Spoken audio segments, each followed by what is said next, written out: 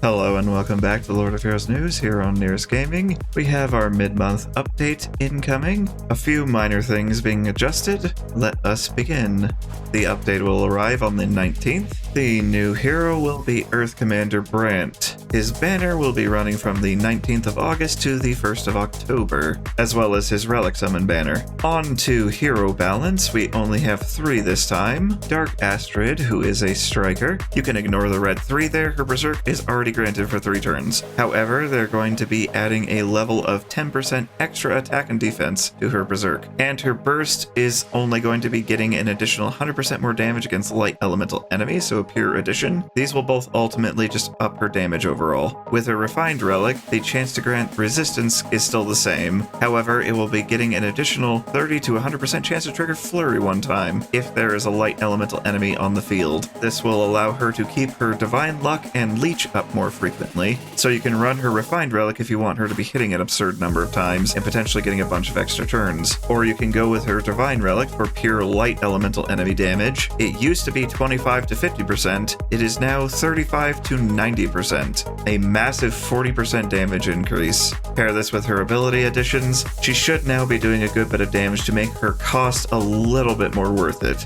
Next up is Earth Guardian Vanessa. Her 2 is getting a wording change from attack strength increases based on user's defense to damage dealt increases based on user's defense. I don't entirely know if that actually affects anything or if it's just wording. That same change will be applied to her burst, but it will also give critical hit damage increase to Earth elemental allies for 2 turns, making her slightly more appealing for offensive capabilities. Lastly, Water Rashad is going to be getting the Hunter's Mark treatment. Chance of the attack strength reduction on his 1 will be boosted against fire elemental enemies, and his counterattack will apply Hunter's Mark. His 2's attack increase for all allies will get an extra turn on water elemental allies, and will also inflict a stack of Hunter's Mark on targets, and it is an AoE. The cooldown is currently a 5 down to 4, it will be going down to a 4 down to 3. This will allow him to use his 1 in between turns, and use his 2 every other turn in that case. Or even better if he counterattacks. And lastly, his burst will be getting 60% more damage for every stack of Hunter's Mark on the target, capping at 300,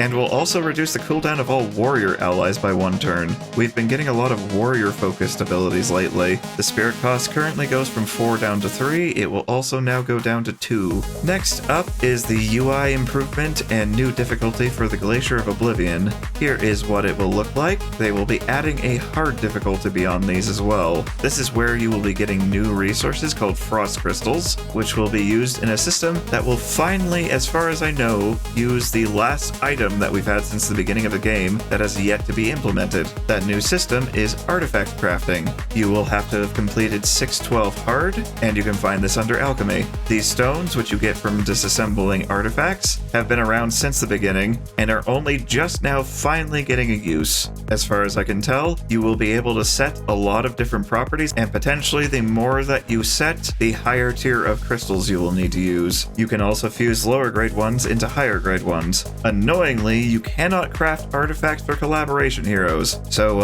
I guess the Code Geass characters are out of luck. New to the Link Summon banner is Earth Johann. He is an exceptionally good single target Earth striker, very similar to his Dark counterpart. Water Rashad's relics will also be added, and his Spiritus gems and relic chests will be at the obelisk. We will be having a Mystic Beast Mayhem event from August 19th to the 29th for this list of rewards.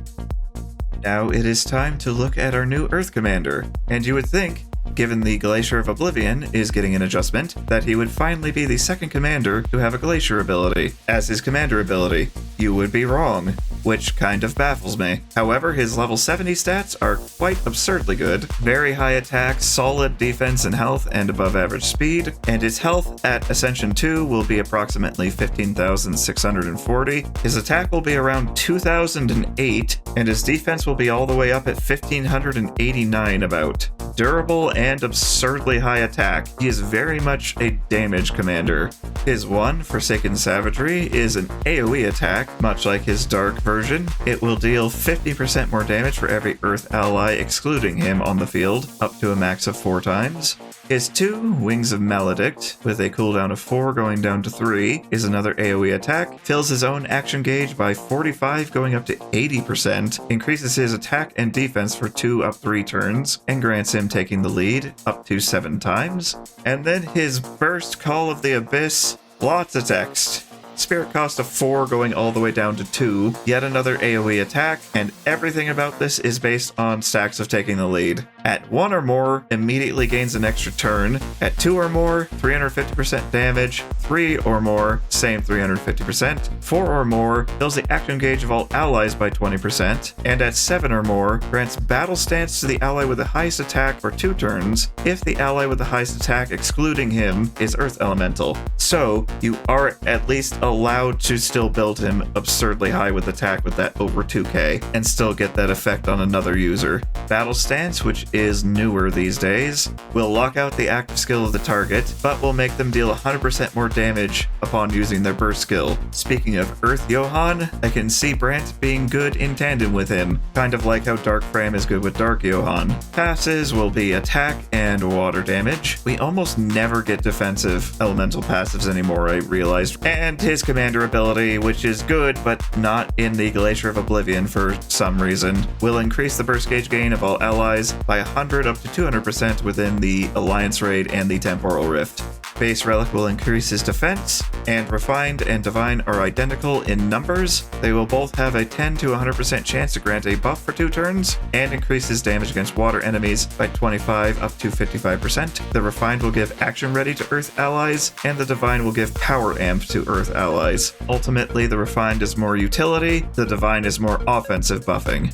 And that concludes Lord of Heroes news today here on Nyris Gaming. Let me know what you think about the new hero and the potential for crafting artifacts down in the comments below. Like if you liked, subscribe for more in the future. Pop into my gaming streams on Mondays, Thursdays, and Fridays if you're so inclined, and I shall see you in the next one.